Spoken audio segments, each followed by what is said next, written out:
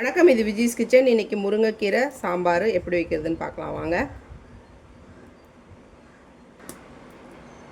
கொஞ்சமாக எண்ணெய் விட்டுக்கலாம்.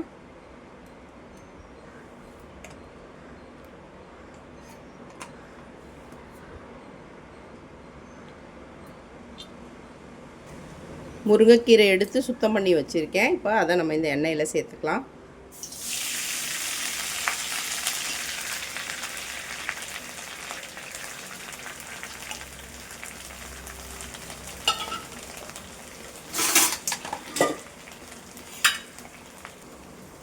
கீரையை லைட்டாக நம்ம வறுத்து எடுத்துக்கலாம். நல்லா வதங்கணும் இந்த எண்ணெயில். கொஞ்சமாக உப்பு சேர்த்துக்கிறேன். கீரை நல்லா வதங்கிருச்சு. இப்போது நம்ம காலையில் வச்ச சாம்பார் தான் இது, முள்ளங்கி சாம்பார். அதுலேருந்து கொஞ்சம் எடுத்து சேர்த்துக்கிறேன். இது நல்லா ஒரு 10 நிமிஷம் சிம்மில் வச்சு கொதிக்க விடணும். கீரை நல்லா வேகணும்.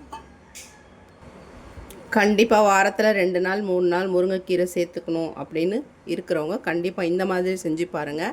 சும்மா முருங்கைக்கீரையை பொரித்து சாப்பிடாமல் இந்த மாதிரி குழம்புல போட்டு சாப்பிட்லாம். அதே மாதிரி நம்மகிட்ட காரக்குழம்பு இருந்தாலும் அதுலேயே இந்த முருங்கைக்கீரையை லைட்டாக வதக்கினா அந்த பச்சை வாசனை போயிடும். அதுக்கப்புறம் போட்டு நல்லா கொதிக்க வச்சோம்னா சூப்பராக முருங்கைக்கீரை சாம்பார் ரெடி ஆகிடும்.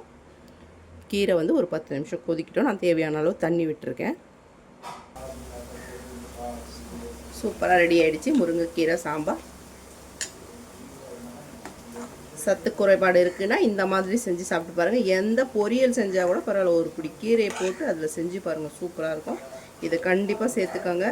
வீட்டில் முருங்கை மரம் இல்லைனாலும் சின்னதாக ஒரு தொட்டி வச்சு அதில் ஒரு குச்சி உடச்சி வச்சிங்கனாலே சூப்பராக வரும். கீரையை மட்டும் நம்ம யூஸ் பண்ணிக்கலாம். வீடியோ பிடிச்சிருந்தால் லைக் பண்ணி ஷேர் பண்ணி கமெண்ட் பண்ணுங்கள். சேனலை மறக்காமல் சப்ஸ்கிரைப் பண்ணுங்கள். வணக்கம்.